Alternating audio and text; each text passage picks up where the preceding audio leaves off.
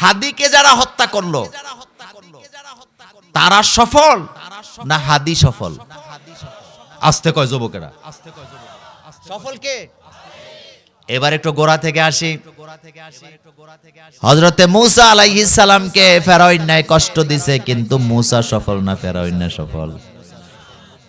হযরত ইব্রাহিম নবীকে নমরুদ দিয়ে আগুনে ফেলাইছে, ইব্রাহিম নবী সফল নাকি নমরুদ সফল? আপনার আমার নবী জনাবে মুহাম্মদুর রাসূলুল্লাহ সাল্লাল্লাহু আলাইহি ওয়াসাল্লামকে আবু জাহিলরা কষ্ট দিছে, আবু জাহিলরা সফল না মুহাম্মদ সাল্লাল্লাহু আলাইহি ওয়াসাল্লাম সফল? আজকের পৃথিবীতে মোমেন যত আছে মোমেনরা সফল। আপনি যদি ঠান্ডা মাথায় চিন্তা করে দেখেন, কারণ মোমেনদের জন্য দোয়ার ব্যবস্থা আছে না নাই? মূসা আলাইহিস সালামের নাম কোরআন শরীফে আছে নি? ইব্রাহিম আলাইহিস সালামের নাম কোরআনে আছে না নাই? আমরা যখন নামাজ আদায় করি দুরুদ ইব্রাহিমে, ইব্রাহিম আলাইহিস সালামের নাম আছে না নাই? কিন্তু নমরুদের নাম কোথাও আসেনি। ওয়ারাফা'না লাকা যিকরাক, আল্লাহর নবীকে যারা কষ্ট দিছে, আবু জাহিল, আবু লাহাব, উতবা সাহেবারা, আমার কলিজার ভাইরা, তাদের নাম ইতিহাসে নিশ্চিহ্ন হয়ে গেছে, কিন্তু রাসূলুল্লাহর নামের উপরে প্রতিদিন লক্ষ লক্ষ কোটি কোটি দুরুদ ও সালাম আছে না নাই? বাংলাদেশে যদি 5 লক্ষ মসজিদ থাকে, 5 লক্ষ মসজিদে আজান হয় 25 লক্ষ বার, আর 25 লক্ষ আজানে মুহাম্মদ সাল্লাল্লাহু আলাইহি ওয়াসাল্লামের নাম উচ্চারণ করা হয় 50 লক্ষ বার। কথা সত্য নেই? তাহলে মোমেনরা সফল, এতে কোনো সন্দেহ আছে? এই কথাটা আল্লাহ বলছেন, কাদ আফলাহাল মুমিনুন আল্লাযীনা হুম ফি সালাতিহিম খাশিউন। জানতে চাইলাম আল্লাহ মোমেন কারা? আল্লাহ পাক বলছেন যারা নিজেদের নামাজগুলো খুশু খুশু ভাবে আদায় করে, নামাজের মধ্যে সৌন্দর্য আছে। আমার কলিজার ভাইয়েরা, কোন নামাজীদের নামাজ 1 মিনিটে 4 রাকাত নাই, আবার কোন নামাজি এত দৃঢ়তার সাথে নামাজ আদায় করেন, নামাজ দেখলে মনে হয় যেন আল্লাহকে দেখে দেখে নামাজ আদায় করতেছে। ঠিক নেই?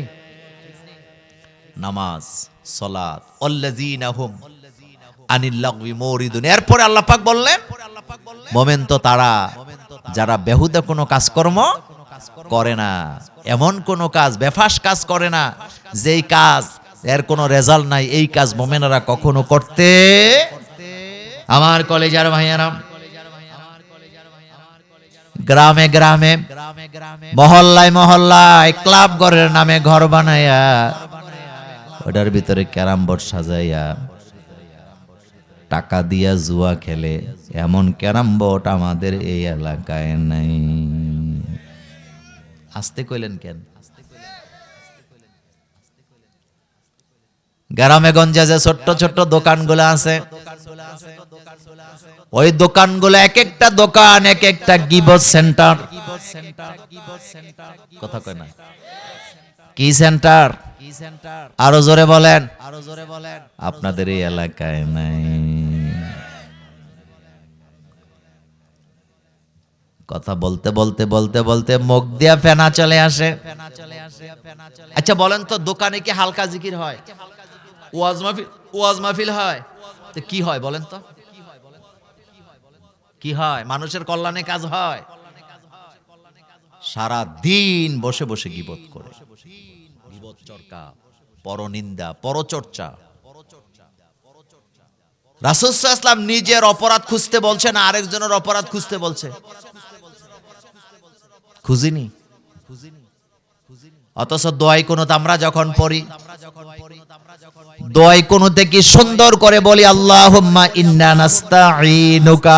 পারেন না সবাই? পড়েন সবাই, আল্লাহুম্মা ইন্না নাস্তাঈনুকা ওয়া নাস্তাগফিরুকা ওয়া নু'মিনু বিকা ওয়া নাতাওয়াক্কালু আলাইকা ওয়া নুসনি আলাইকাল খায়রা ওয়া নাশকুরুকা ওয়া লা নাকফুরুকা ওয়া নাখলাউ ওয়া নাতরুকু মান ইয়াফজুরুকা।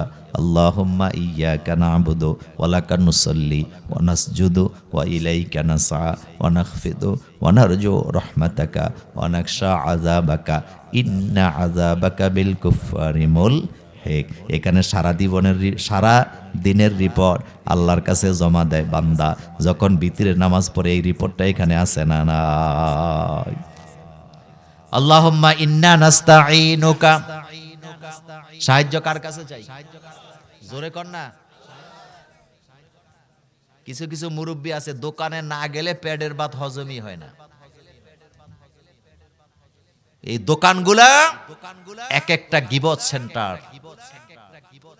আর ক্লাবঘরের নামে যেগুলা তৈরি হয়েছে প্রত্যেকটা জুয়ার আসর, এগুলা যুবকদের জন্য কখনো কল্যাণ ডেকে আনতে পারে না। ক্লাবঘর কি? আমাদের জায়গা হবে মসজিদে। বলেন কোথায়? আমাদের সম্পর্ক ক্লাবঘরের সাথে হবে না মসজিদের সাথে হবে?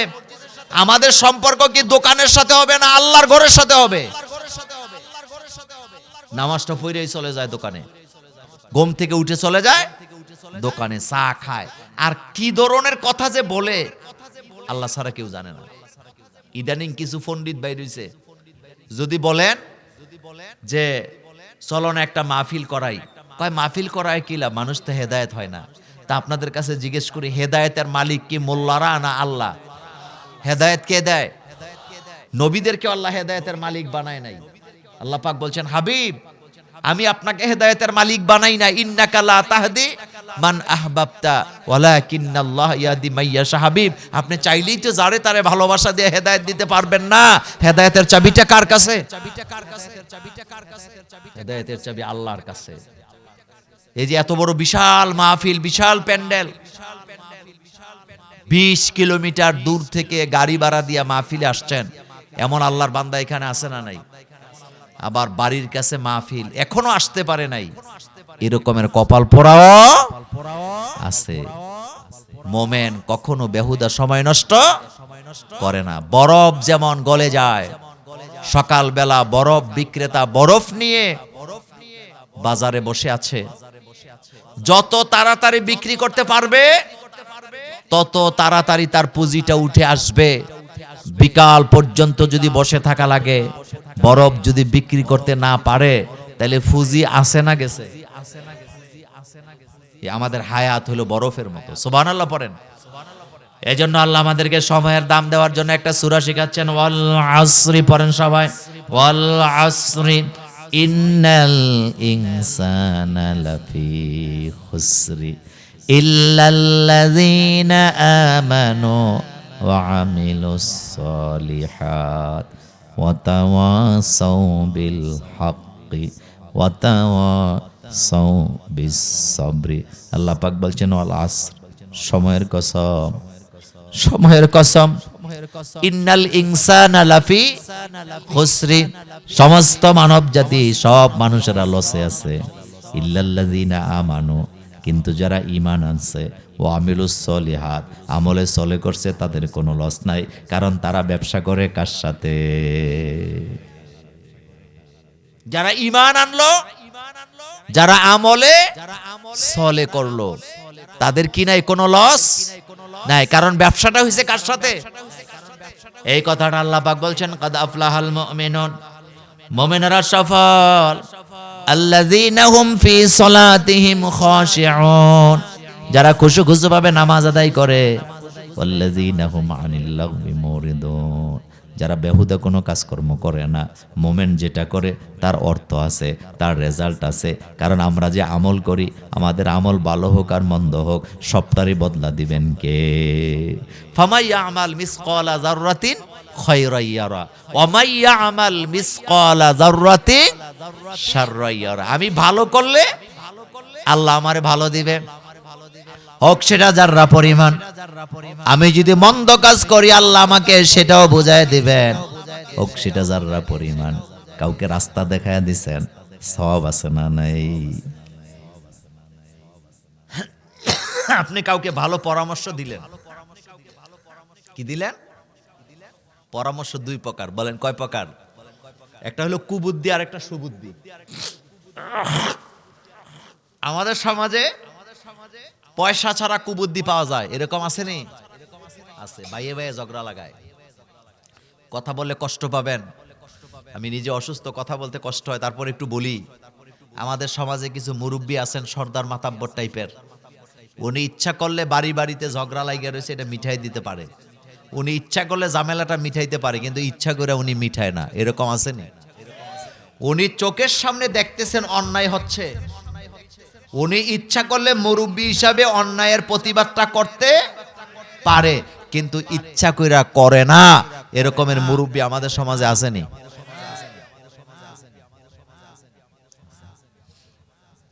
আমাদেরকে প্রতিবাদী হওয়ার জন্য বলেছেন কে?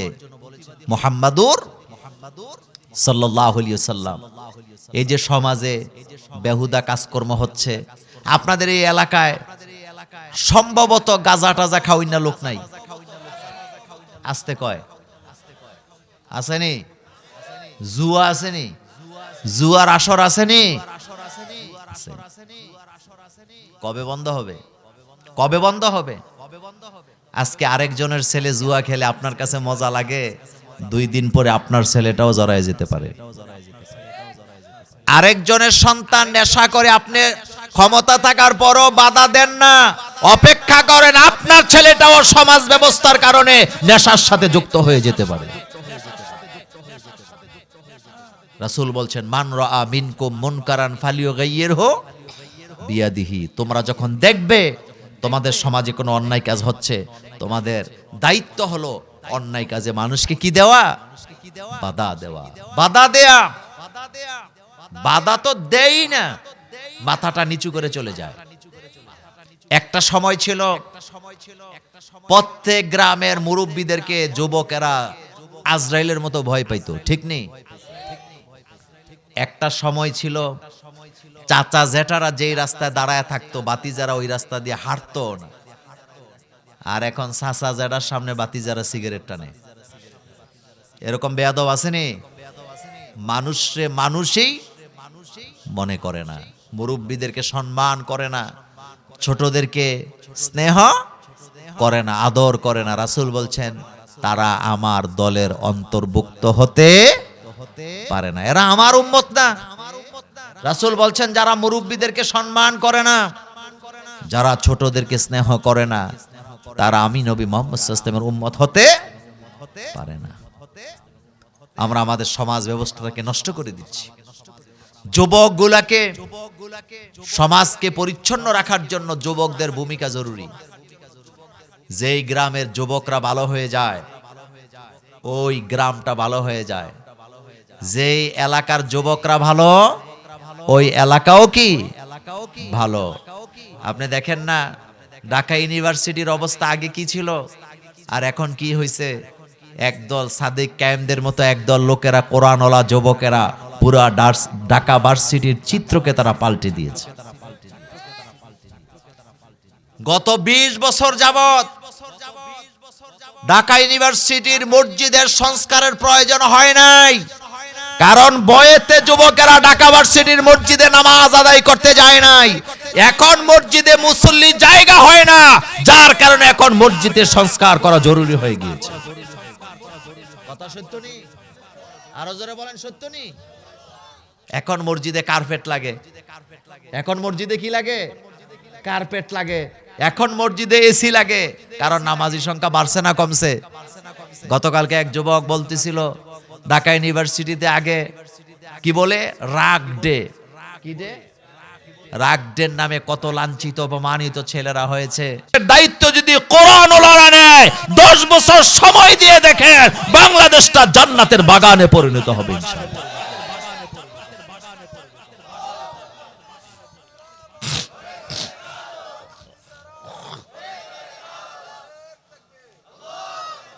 আমার কলেজার ভাইয়েরা, কোন মুমিন কখনো কালাপ করে আড্ডা দিতে পারে না, দোকানপাটে আড্ডা দিতে পারে না। আপনি দোকানে আড্ডা দিবেন কেন? আপনার জায়গা হবে মসজিদ। বলেন কোথায়? আমরা মুমিন, আমাদের কলিজা, আমাদের হৃদয় মসজিদের মেহরাবের উপরে ঝুলে থাকবে। আমার হৃদয় ক্লাব করে নয়, আড্ডাখানায় নয়। যুবকদেরকে বলি, বন্ধু নির্বাচনে সতর্ক হওয়া লাগবে, কারণ প্রতিটা যুবক প্রভাবিত হয় বন্ধুর আচরণের কারণে। কোন বন্ধু যদি ধূমপান করে, আর এই ধূমপায়ী বন্ধুর সাথে যদি বন্ধুত্ব ঘরো, একদিন না একদিন তুমিও ধূমপায়ী হওয়ার সম্ভাবনা কি আছে। বাংলাদেশে আমাদের এখন শৈত্যপ্রবাহ চলছে, প্রচণ্ড ঠান্ডা আজকে। তো আমি সরাসরি আলোচনায় চলে যেতে চাই। আমি দুই একটি বিষয় আপনাদের সামনে কথা বলে আমরা আমাদের প্রধান মেহমানকে স্টেজে নিয়ে আসবো ইনশা আল্লাহ। প্রথমে যে বিষয়টি নিয়ে কথা বলবো, দেখেন রাসূল করিম সাল্লাল্লাহু আলাইহি ওয়াসাল্লাম বলেছেন, শীতকাল হলো মোমেনের জন্য বসন্তকাল। বলেন, শীতকাল মোমেনের জন্য কি কাল? বসন্তকাল। কারণ রাসূল বলেছেন, শীতকালে রাত্র হয় বড়। রাত্র কি হয়? বড় হয়, দিন হয় ছোট। রাতের বেলা তোমরা ইচ্ছা মতো ঘুমিয়ে তোমাদের জন্য তাহাজ্জুদ পড়ার একটা সুযোগ কি আছে। শীতকালে লম্বা রাত হয় বলেই আপনি ঘুমাবেন, শেষ রাতে জাগ্রত হয়ে তাহাজ্জুদের নামাজ পড়তে পারবেন। আর তাহাজ্জুদের নামাজ যারা পড়ে, তাহাজ্জুদে যারা দাঁড়ায়, আল্লাহ রাব্বুল আলামিন ওয়াদা করেছেন তাদেরকে মাকামে মাহমুদ দান করে দিবেন, অর্থাৎ দুনিয়া আখেরাতে আল্লাহ তাদেরকে সম্মানিত করবেন। আপনি যদি আপনার সন্তানের সফলতা চান, আপনার ছেলে মেয়ের সফলতা চান, আপনাকে তাহাজ্জুদ পড়তে হবে। কারণ তাহাজ্জুদের নামাজে আল্লাহ পাক আমাদের দোয়া কবুলের গ্যারান্টি দিয়েছেন। যেই চোখ রাতের বেলা তাহাজ্জুদে জাগ্রত হয় না ঘুমিয়ে, ওই চোখের জন্য আল্লাহ পাক জাহান্নামের আগুনকে হারাম বানিয়েছেন। সুবহানাল্লাহ। আল্লাহ রাসূলকে আল্লাহ পাক বলছেন, অমিনাল লাইলি ফাতাহাজ্জাদ বিহি নাফিলাতাল লাক। নবী, আপনি তাহাজ্জুদে দাঁড়ান, এটা হোক আপনার জন্য নফল। আল্লাহ পাক তাহাজ্জুদকে নফল করেছেন, কারণ রাসূল সাল্লাল্লাহু আলাইহি ওয়াসাল্লাম 5 ওয়াক্ত নামাজ মেরাজ থেকে পাওয়ার আগ পর্যন্ত তাহাজ্জুদের নামাজটাই ছিল কি? বাধ্যতামূলক। রাসূল করিম সাল্লাল্লাহু আলাইহি ওয়াসাল্লাম তাহাজ্জুদের নামাজে সারা রাত কোরআন তেলাওয়াত করেছেন। এক পর্যায়ে রাসূল সাল্লাল্লাহু আলাইহি ওয়াসাল্লামের পা ফুলে গেছে, আঙ্গুল ফুলে গেছেন। তখন আল্লাহ পাক বলছেন, হাবিব, সারা রাত আপনাকে জাগতে হবে না, আপনি মানে রাতের কিছু অংশে ঘুমাবেন আর কিছু অংশে কি করবেন? জাগ্রত হবেন। তো আজকে আমরা প্রথমে যে কথাটা জানলাম, শীতকাল মোমেনের জন্য কি কাল? একটু জোরে বলেন তো। বসন্তকাল। এটা আমলের কাল। সুবহানাল্লাহ। শীতকালে ওযু করার পরে নামাজে দাঁড়াইলে আলাদা একটা ফিলিংস আছে না? আছে। শীতের ওযু আপনি সওয়াবও বেশি পাবেন, কারণ রাসূল বলছেন যে আমলে কষ্ট বেশি সেই আমলে সওয়াবও বেশি। তা আজকে চতুর্দিকে প্রচন্ড ঠান্ডা পড়ছে, এই ঠান্ডাকে উপেক্ষা করে আমরা যারা মাহফিলে এসেছি আল্লাহর দরবারে দোয়া করি, আল্লাহ দয়া করে আমাদেরকে মাফ করে দেন, আমাদের কষ্টগুলাকে আপনি কবুল করেন। আজকে আমি ভূমিকা ছাড়া সরাসরি কোরআনুল কারীমের একটি সূরা থেকে আপনাদের সামনে কথা বলতে চাই। সূরার নাম হলো সূরাতুল মুমিনুন।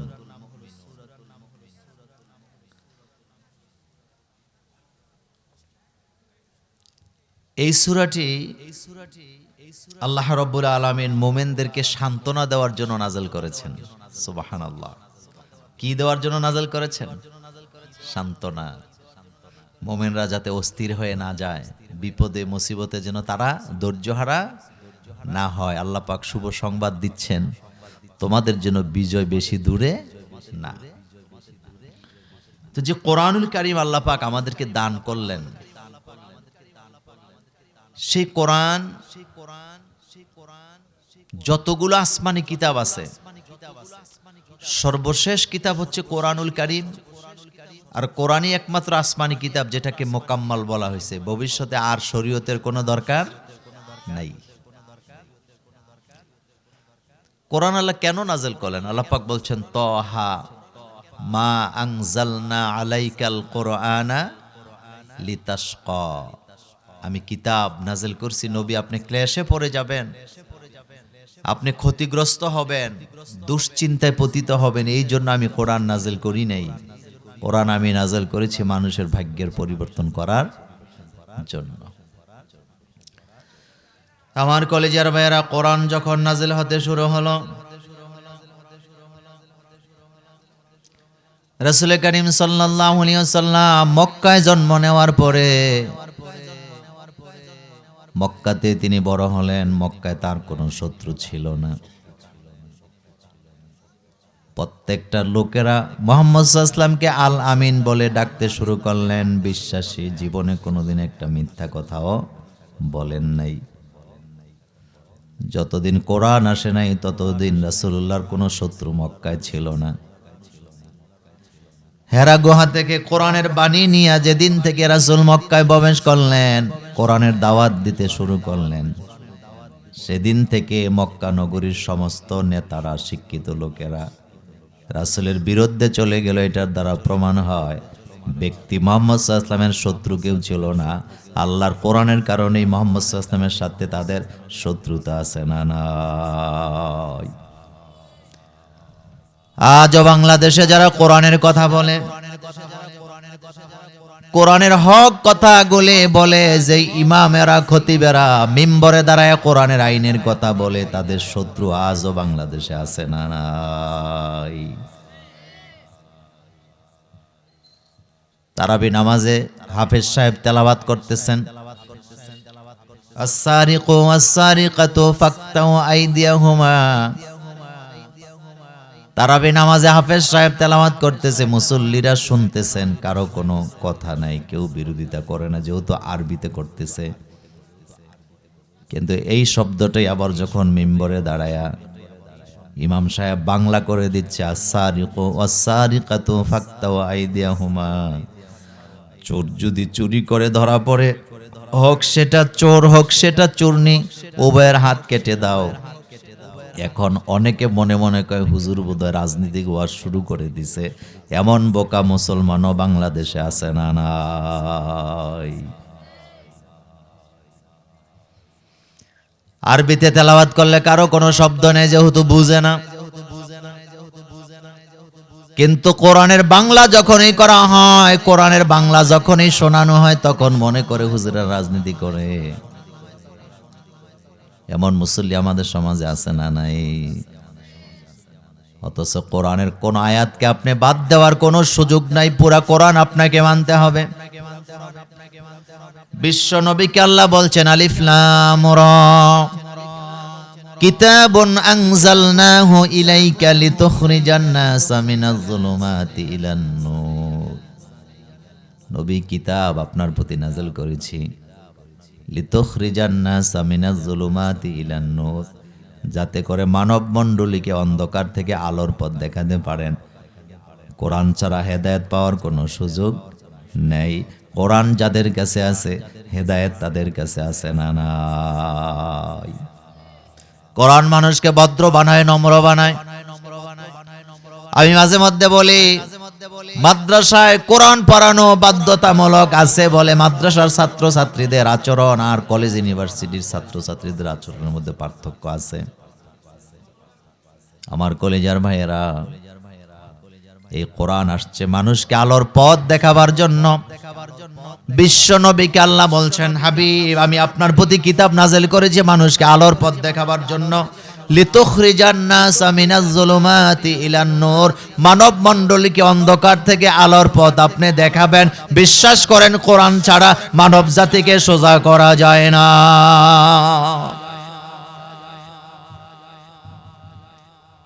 মক্কার কোরআন আর মদিনার কোরআন, দুই জায়গায় কোরআন নাযিল হয়েছে, কিন্তু মক্কার আয়াত আর মদিনার আয়াতের মধ্যে খানিকটা পার্থক্য আছে। মক্কার কোরআনের মধ্যে বলা হয়েছে ঈমানের কথা, আখিরাতের কথা, ফুলসেরাতের কথা, হাসরের কথা, মিজানের কথা, কিয়ামতের কথা বেশি বেশি বলা হয়েছে। আগে ঈমান ঠিক করো, এটা মক্কায় বলা হয়েছে। কিন্তু মদিনাতে যাওয়ার পরে রাষ্ট্র কিভাবে পরিচালিত হবে, শিক্ষা ব্যবস্থা কিভাবে চলবে, অর্থনীতি কিভাবে চলবে, সমাজনীতি কিভাবে চলবে, রাষ্ট্রনীতি কিভাবে চলবে, ফৌজদারি দ্বন্দ্ববিধি কিভাবে চলবে, সব কথা মদিনাতে আছে না নাই? আমি মাঝে মধ্যে বলি মক্কার ইসলামের মধ্যে আল্লাহ আমাদেরকে ঈমান শিখাচ্ছেন, আমানতু বিল্লাহি ওয়া মালাইকাতিহি ওয়া কুতুবিহি ওয়া রুসুলিহি ওয়াল ইয়াউমিল আখির ওয়াল কদরি খাইরিহি ওয়া শাররিহি মিনাল্লাহি তাআলা ওয়াল বা'সি বাদাল মাউত। আমার কলিজার ভাইয়েরা, এই 7 জিনিসের উপরে ঈমান আনার দরকার আছে না নাই? আমানতু বিল্লাহ পড়েন, আমানতু বিল্লাহি পড়েন সবাই, আমানতু বিল্লাহি ওয়া মালাইকাতিহি ওয়া কুতুবিহি ওয়া রুসুলিহি ওয়াল ইয়াউমিল আখির ওয়াল কদরি খাইরিহি ওয়া শাররিহি মিনাল্লাহি তাআলা ওয়াল বা'সি বাদাল মাউত। আমানতু বিল্লাহ, আমি ঈমান আনলাম আল্লাহর প্রতি। আল্লাহর প্রতি ঈমান আনার মানে হলো সমস্ত ক্ষমতার মালিক আল্লাহকে মনে করতে হবে। আমার বাংলাদেশে আমরা ওয়াজ করি ফজরের নামাজের পরে, মাগরিবের নামাজের পরে, যারা পড়বে রাদাইতু বিল্লাহি রাব্বা ওয়া বিল ইসলামি দীনা, এই দোয়া যারা পড়বে আল্লাহ তাদেরকে মৃত্যুর পরে জান্নাত দিয়ে দিবেন। অথচ একবার চিন্তা করি না, এই দোয়ার মানেই হলো শুধু দোয়া নয়, আল্লাহর সাথে ওয়াদাবদ্ধ হওয়া। রাসূল বলেছেন, যে ব্যক্তি রাদাইতু বিল্লাহি রাব্বা এই দোয়াটা পড়বে, মৃত্যুর পরে আল্লাহ তাদেরকে জান্নাত দিয়ে দিবে। কিন্তু দোয়াটাকে একটু খেয়াল করেন, রাদাইতু বিল্লাহি রাব্বা, আমি রাজি আছি, খুশি আছি, সন্তুষ্ট আছি কার প্রতি? একটু মনোযোগ দিয়ে বলেন, কার প্রতি? আল্লাহর প্রতি। তার মানে কি দাঁড়াইছে? আল্লাহ যদি আমাকে অসুস্থ রাখেন তাও আলহামদুলিল্লাহ, আল্লাহ যদি আমাকে বিপদ দেন তবু আলহামদুলিল্লাহ, আল্লাহ যদি সুখে রাখেন তবু আলহামদুলিল্লাহ। হযরত আইয়ুব আলাইহিস সালাম টানা 18 বছর অসুস্থ হয়ে পড়ে আছে। ওই ওয়াজ আজকে করব না, শুধু এতটুকু বলি কতটা রাজি খুশি ছিলেন তিনি। কয় বছর? 1.5 যোগ 18 বছর। ওয়া আইয়ুবা ইজনাদা রব্বাহু আন্নী মাসানিয়াদ দুররু ওয়া আনতা আরহামুর রাহিমিন। 18 বছর অসুস্থ, অসুস্থতা নিয়ে আল্লাহর কাছে কোনো অভিযোগ নাই। তিনি বলতেছে, আনতা আরহামুর রাহিমিন, আল্লাহ আমি অসুস্থ কিন্তু তুমি তো রহমান, তুমি তো রহিম, তুমি ছাড়া আমাকে কেউ সুস্থ করার ক্ষমতা রাখে না। তুমি যদি আমাকে সুস্থ করো আমি তোমার জিকির বেশি বেশি করতে পারি। আল্লাহ রাব্বুল আলামিন বলেন, আমার আইয়ুবের কথা আমার পছন্দ হয়ে গেছে, আমি আইয়ুবের জন্য জান্নাত থেকে জামা পাঠায়া দিলাম। আল্লাহু আকবার। কোনো অভিযোগ? আর আমাদের ছেলে মেয়ে অসুস্থ হইলে আল্লাহর ব্যাপারে অভিযোগ করে। আল্লাহ কি শুধু আমার ছেলে মেয়েরই দেখে নাকি? দুনিয়ার কাউকে কি চোখে পড়ে না? এমন কথা বলার মতো মা বোন আমাদের এই ব্রাহ্মণপাড়া এলাকাতেও আছে না নাই? হযরত ইব্রাহিম আলাইহিস সালাম ঘোষণা দিয়ে দিয়েছেন, ওয়াইদা মারিদতু ফাহুয়া ইয়াশফি, আমি যখন অসুস্থ হই আমাকে সুস্থ করেন কে? জোরে বলেন কে? আমি অসুস্থ হইলে আল্লাহ ছাড়া আমার কেউ সুস্থ করতে পারে না। আমি যখন ক্ষুধার্ত হই আল্লাহ আমাকে খাবার দেয়, আমি যখন পিপাসিত হই আল্লাহ আমাকে পান করান, আমি যখন অসুস্থ হই আল্লাহ আমাকে সুস্থ করেন। এটার কথাই হলো রাদাইতু বিল্লাহি রাব্বাও, আমি রাজি খুশি আছি আমার রবের সিদ্ধান্তের উপরে।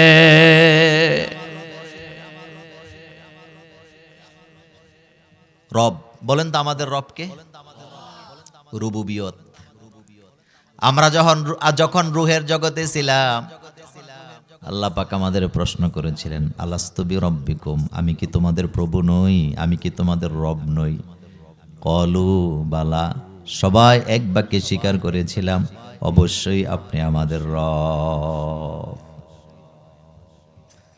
রব মানে হলো যিনি আমাকে লালন পালন করেন। রব মানে হলো যিনি আমার চাহিদা পূরণ করেন, আমার অভাব পূরণ করেন।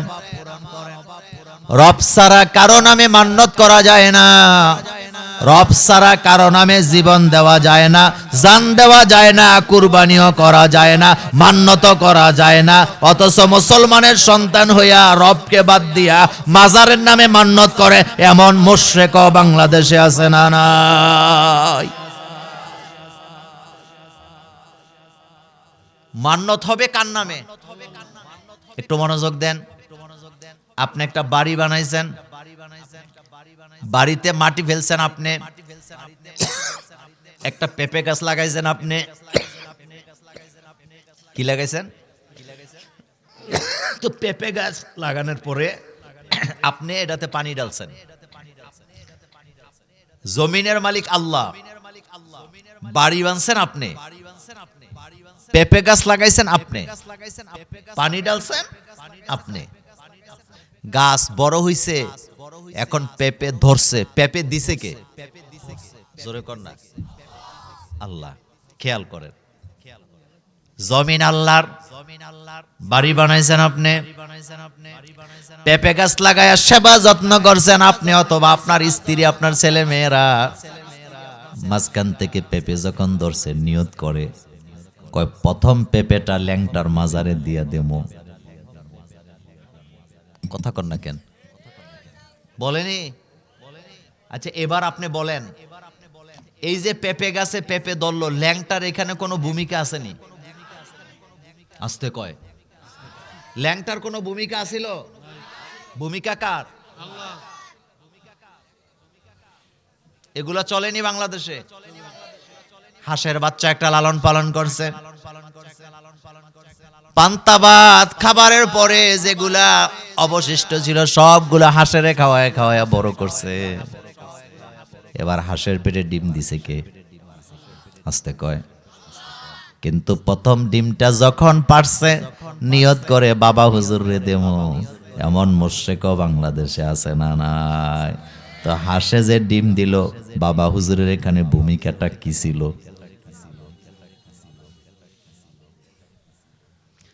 হযরত ইমরান আলাইহিস সালামের স্ত্রীর পেটে যখন বাচ্চা আসলো, তিনি যখন টের পাইলেন, তিনি বললেন, নাযারতু লাকা মা ফি বাতনি মুহাররারান ফাতাকাব্বাল মিন্নি ইন্নাকা আনতাস সামিউল আলিম। কি চমৎকার কথা! তিনি বলতেছে, আল্লাহ তুমি যে আমার পেটে বাচ্চা দিছো, নাযারতু লাকা, আমি তোমার জন্য এটা মান্নত করলাম, আমি তোমাকে এটা, আমি তোমার ঘরের খাদেম বানায় দিলাম। বাচ্চা কিন্তু এখনো হয় নাই, বাচ্চা এখন কোথায় আছে? আর তিনি বলতেছে, নাযারতু লাকা মা ফি বাতনি, আল্লাহ পেটে যেটা আছে এটা আমি তোমার জন্য নাজরানা দিলাম। আল্লাহু আকবার বলেন। তো রেজাল্টটা কি দাঁড়াইছে দেখেন। তিনি যখন নিয়ত করলেন যে আমি আমার এই বাচ্চাটাকে আল্লাহর ঘরের খাদেম বানাবো, তো বাচ্চা যখন ভূমিষ্ঠ হইছে, তাকায় দেখে ছেলে না মেয়ে? মেয়ে। এখন তিনি বলতেছে, লাইসা যাকারু কাল উনসা, আল্লাহ আমি তো মনে মনে ভাবছিলাম তুমি আমার একটা ছেলে দিবা, ছেলেই তো হবে। আমি ভাবছিলাম এটাকে আমি বাইতুল মুকাদ্দাসের খাদেম বানায়া দেব, কিন্তু এখন তো দেখি এটা মেয়ে। ছেলে আর মেয়ে তো এক জিনিস না। আল্লাহ রাব্বুল আলামিন এবার বলতেছেন, ছেলে আর মেয়ে এক জিনিস নয়, এই কথা এইভাবে নয়, বরং তুমি যে মান্নত করছো, আমি আল্লাহ এটাকে এমন ভাবে কবুল করছি, এই বাচ্চার নামও তোমাকে রাখতে হবে না, সাম্মাইতুহা মারিয়ম, আমি আল্লাহ নিজে এর নাম রাখলাম মরিয়ম। নাম রাখছে কে? আল্লাহর জন্য মান্নত করার রেজাল্ট দেখেন। এবার তাকে মসজিদ আকসার খাদেম বানানো হলো। হযরতে জাকারিয়া আলাইহিস সালাম ঘুরতে ঘুরতে ঘুরতে ঘুরতে মরিয়ম আলাইহিস সালামের রুমে যখন গেছে, যায় দেখে ওয়াজাদা ইনদাহা রিজকান, পুরা রুমটা রিজিকে ভর্তি। যেই ফলের মৌসুম নাই ওই ফল দিয়া পুরা রুম সাজানো। আমের মৌসুম নাই আম আছে, জামের মৌসুম নাই জাম আছে, কাঁঠালের মৌসুম নাই কাঁঠাল আছে, তরমুজের মৌসুম নাই তরমুজ আছে। তার মানে বুঝাইলাম, যেই ফলের মৌসুম নাই হযরতে মরিয়মের জন্য সেই ফল রুমের ভিতরে রিজার্ভ করে রাখছেন কে? হযরতে জাকারিয়া আলাইহিস সালামকে, আন্না লাকি হাযা ইয়া মারইয়াম, ও মরিয়ম এই ফল ফ্রুট এই খাবার তোমার কাছে কোত্থেকে আসে? তিনি আঙ্গুল দিয়ে আকাশের দিকে দেখায় বলতেছেন, আমার রবের পক্ষ থেকে আসে। মান্নত কার নামে? আরো জোরে কর না, কার নামে? আল্লাহ ছাড়া কারো নামে মান্নত করা জায়েজ নেই। আমার কলিজার ভাইয়েরা, ডিম আল্লাহ দিছেন, মান্যতটা আল্লাহর নামে করতে হবে। জান মাল জীবন যা আছে সব আল্লাহর জন্য, দুনিয়ার কোনো মানুষের জন্য এটা করা যাবে না। আমাদেরকে শেখানো হয়েছে কুল ইন্না সলাতি, পড়েন সবাই, ইন্না সলাতি ওয়া নুসুকি ওয়া মাহইয়ায়া ওয়া মামাতি লিল্লাহি রাব্বিল আলামিন। আমার জীবন, আমার মরণ, আমার নামাজ, আমার কুরবানি সব কার জন্য? সব আল্লাহর জন্য। তিনি আমার রব। ওই যে এই কথা থেকে আসছিলাম, আমার রবের সকল সিদ্ধান্তের উপরে আমি কি আছি? রাজি এবং খুশি আছি। আল্লাহ আমাকে ছেলে দেয় নাই, আলহামদুলিল্লাহ। আল্লাহ আমাকে মেয়ে দেয় নাই, আলহামদুলিল্লাহ। আল্লাহ আমাকে বিশাল সম্পদের মালিকানা বানান নাই, আলহামদুলিল্লাহ। আল্লাহ যে অবস্থায় রাখছে সেই অবস্থায় বলতে হবে আলহামদুলিল্লাহ। বলেন আলহামদুলিল্লাহ, প্রশংসা কার? তিনি আমার জমিনে ফসল ভালো দিছে, আলহামদুলিল্লাহ। আমার ছেলেটাও বিদেশে গেছে, পাশের বাড়ির ছেলেটাও বিদেশে গেছে। আমার ছেলে 4 বছরে কিচ্ছু করতে পারে নাই, পাশের বাড়ির ছেলেটা 4 বছরে বিল্ডিং করে ফেলাইছে। এই নিয়া বুড়া মিয়ার মাথার মধ্যে হিংসা কাজ করে, তুই বিদেশ গিয়া কি করলি? এভাবে করে ছেলেরে খোঁটা দেয় এমন মুরব্বী বাংলাদেশে আছে না? না। অথচ নিজের তকদিরের প্রতি বিশ্বাস নাই। বলেন, তকদিরের প্রতি বিশ্বাস নাই। কিছু কিছু মা বোন আছে, সন্তান যখন স্কুল থেকে মাদ্রাসা থেকে রেজাল্ট নিয়ে আসে, তখন জিজ্ঞেস করে, তুমি রোল নাম্বার কত তোর? তখন রোল নাম্বার তো 30 হয়েছে, এবার পিটা লাগায়। এরকম আসেনি? আচ্ছা, আপনাদের কাছে জানতে চাই, একটা ক্লাসে যদি 50 জন ছাত্র থাকে, রোল নাম্বার 1 হবে কয়জনের? আসতে কয়, সবার 1 হবে? তো পিটাইতেছেন কেন? রোল নাম্বার 1 হওয়া জরুরি না, জরুরি হলো 1 নাম্বার মানুষ হওয়া। কুররাতা আয়ুন বলা হয়েছে, আল্লাহ তুমি আমাকে এমন সন্তান দাও যেই সন্তান দেখলে পরে চক্ষু শীতল হয়ে যায়। আল্লাহু আকবার। তো চক্ষু শীতল মানে কি? সুর, বাটপার, সাদাবাজ, টেন্ডারবাজ দেখলে কি চক্ষু শীতল হয় নাকি? চক্ষু শীতল মানে কি? যেই সন্তান আল্লাহকে সেজদা দিয়া পড়ে থাকে, নম্র হয়, ভদ্র হয়, যেই সন্তান আনুগত্য করে কার? আপনার ছেলেটা হাফেজে কোরআন হয়েছে, আপনি দেখলে পরে আপনার চক্ষু শীতল হয়ে যায়।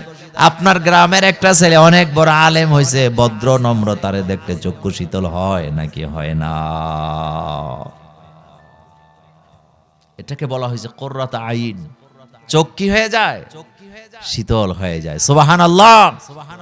তাহলে রোল নাম্বার 1 হওয়া জরুরি না, ভালো মানুষ হওয়া জরুরি। কিন্তু আমাদের মাথায় ঢুকছে একটা রোল নাম্বার কত হওয়া লাগবে? 1 হওয়া লাগবে। কে বলেছে আপনাকে? ওমকে বিদেশে গেছে, 10টা বিল্ডিং করুক, তাতে আমার কিচ্ছু আসে যায় না। আমার তকদিরে যা আছে আমি আলহামদুলিল্লাহ। এটাই বলা হয়েছে রাদাইতু বিল্লাহি রাব্বা। আমি আমার রবের প্রতি কি আছি? 2 নাম্বার, অবিল ইসলামি দীনা। অবিল ইসলামি দীনা, আমার দিন হবে ইসলাম। জোরে বলেন, আমার দিন কি? আরো জোরে বলেন, ইসলাম। এই জায়গায় গন্ডগোল আছে না? না। আমার কলিজার ভাইয়েরা, ইসলাম ছাড়া অন্য কোন দিন গ্রহণ যারা করবে, তাদের কোন নেক আমল আল্লাহর দরবারে কবুল করা হবে না। হবে নাকি? গত কয়েকদিন আগে আমি কার যেন একটা আলোচনা শুনছিলাম, তিনি চমৎকার করে বলতেছিলেন যে কবরের মধ্যে যে 5টা প্রশ্ন করা হবে, 5টাই রাজনৈতিক কথা, কিন্তু 100% সত্য।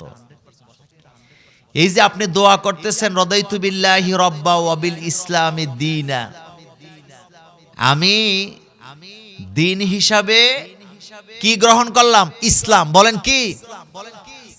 কোন ব্যক্তি যদি বলে আমি দিন হিসাবে ইসলাম মানি না, সে মুসলমান থাকতে পারে না,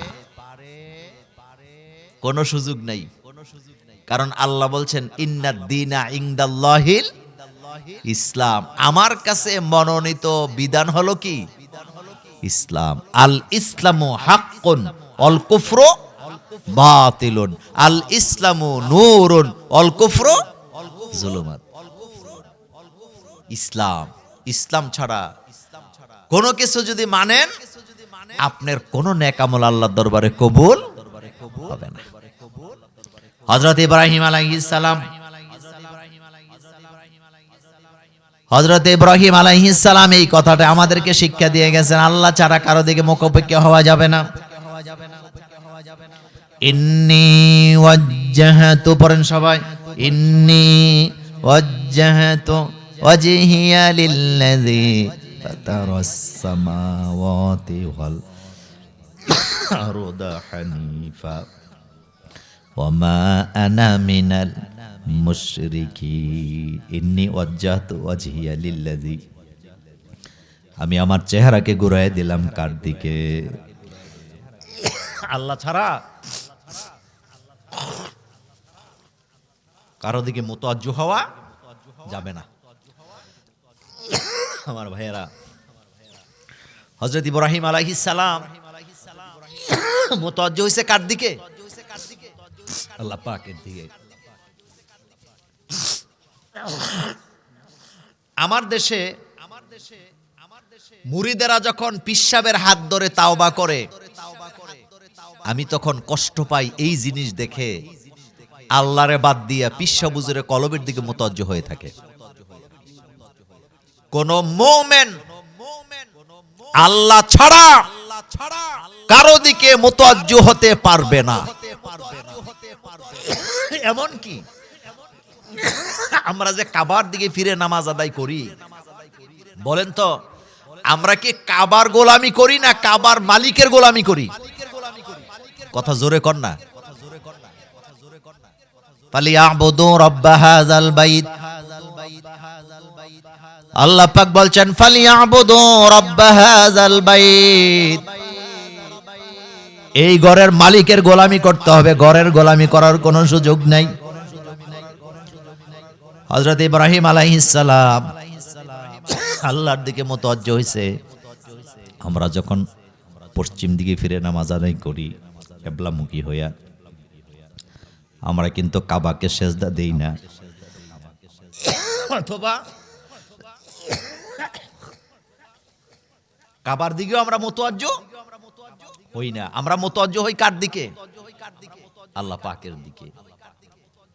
কিন্তু আমার বাংলাদেশের মুসলমানের সন্তান এতে জন্মের পরে আকিকাও দিছে মুসলমান হিসাবে, খতনাও করাইছে, কিন্তু মাজারে যাইয়া সুন্দর করে একটা সেজদা দিয়ে দেয়। অনেকে আছে মাজারে সেজদা না দিলেও মুনাজাতটা মাজারের দিকে করে।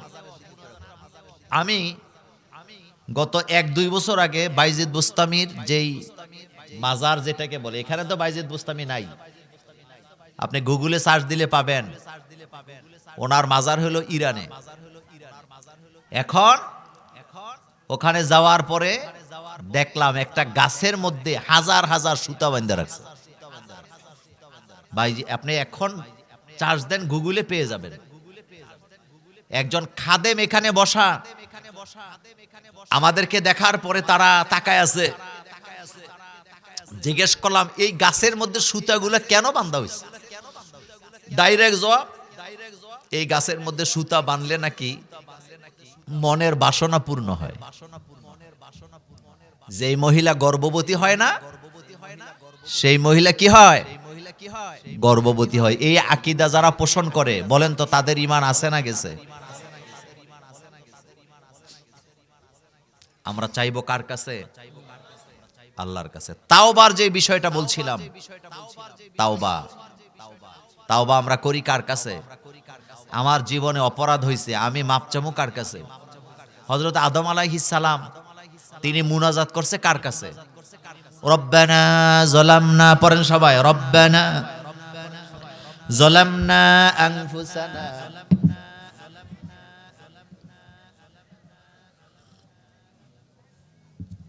ওয়া তারহামনা লানাকুনান্না মিনাল খাসিরিন। রব্বানা, আয় আমাদের রব, যালামনা আমরা জুলুম করছি, আনফুসানা নিজেদের নফসের উপরে, কি অসাধারণ দোয়া! আল্লাহ পাক এই দোয়া কিন্তু আদম আলাইহিস সালাম নিজে নিজে বলেন নাই, আল্লাহ আদমকে দোয়াটা শিক্ষা দিয়েছে। সুবহানাল্লাহ।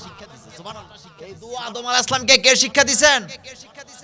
আল্লাহ পাক বলেন, আমি আমার আদমকে মুনাজাত কিভাবে করতে হয় শিক্ষা দিলাম। হযরতে আদম আলাইহিস সালাম যখন আল্লাহর দরবারে দোয়া করলেন, রব্বানা যালামনা আনফুসানা ওয়া ইল্লাম তাগফির লানা ওয়া তারহামনা লানাকুনান্না মিনাল খাসিরিন। রব্বানা, আয় আমাদের রব, যালামনা আনফুসানা, আমরা জুলুম করছি আমাদের নিজেদের নফসের উপরে, ওয়া ইল্লাম তাগফির লানা, আপনি ছাড়া আমাদের গুনাহ ক্ষমা করার ক্ষমতা কারো নাই, ওয়া তারহামনা, আপনি আমাদের প্রতি রহম করেন, লানাকুনান্না মিনাল খাসিরিন, আপনি যদি আমাদেরকে ক্ষমা না করেন, রহম না করেন, তাহলে আমরা লুজারদের কাতারে চলে যাব, আমরা ক্ষতিগ্রস্ত হব।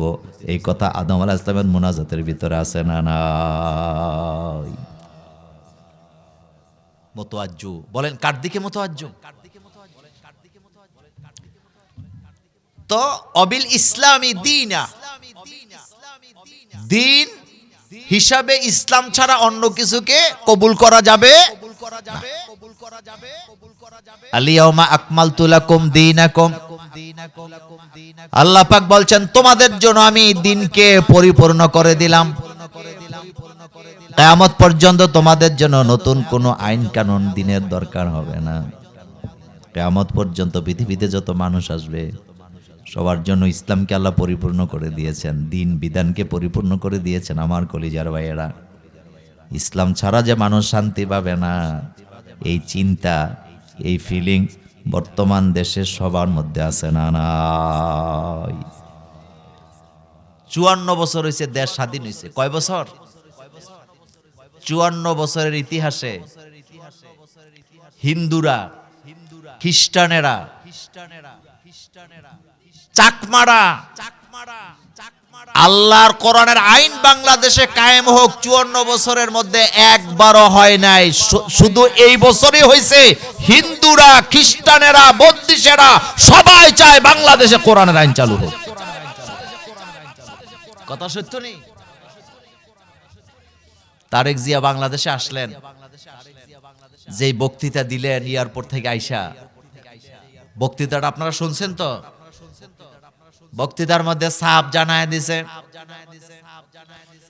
ডাইরেক্ট কথা বলে দিলেন তিনি, বাংলাদেশ রাষ্ট্র আগামীতে যারাই ক্ষমতায় আসবে তারা রাষ্ট্র পরিচালনা করবে রাসূলুল্লাহর আদর্শ দিয়া। এই কথা বলছেনি? এই কথা যখন বলতেছিল, আমি তখন মির্জা ফখরুলের দিকে দেখছিলাম যে উনি কি করে। তারেক জিয়া যখন বললেন বাংলাদেশে আগামীতে যারা রাষ্ট্র পরিচালনা করবেন, কায়েম করবেন, তারা রাসূলুল্লাহর আদর্শ দিয়ে দেশ চালাতে হবে, আমি তখন মির্জা ফখরুলের দিকে দেখছিলাম। কারণ সবাই তখন হাততালি দিছিল, তবে মির্জা ফখরুলও হাততালি দিছে, তবে হাততালিটা একটু ধীরে ধীরে দিছে আর কি। কিন্তু আজকে কিন্তু আমার বক্তৃতা উনি চেঞ্জ করে ফেলাইছে। আজকে কি বলছে জানেন? মির্জা ফখরুল আজকে বলতেছে বাংলাদেশে আগামীতে রাসূলুল্লাহর আদর্শ দিয়ে রাষ্ট্রকে গঠন করা হবে। তার মানে বোঝা গেল সবাই ফিল করতেছে বাংলাদেশে ইসলাম ছাড়া শান্তি পাওয়ার কোনো সুযোগ নাই। একথা সত্য নেই?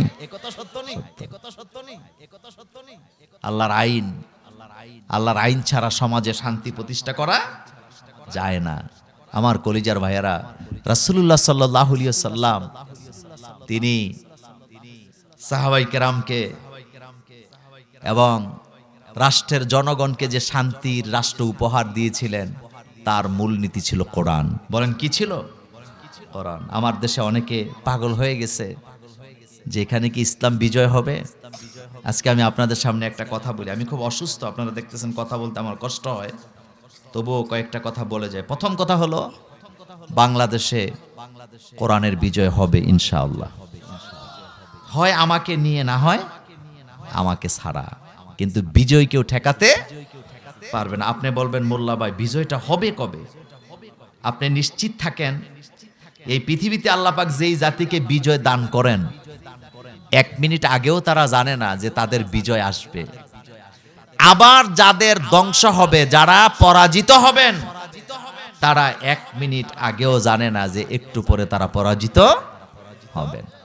তো মুমিনদেরকে আল্লাহ পাক সান্ত্বনা দেওয়ার জন্য একটা সূরা নাযিল করলেন। সুবহানাল্লাহ পড়েন।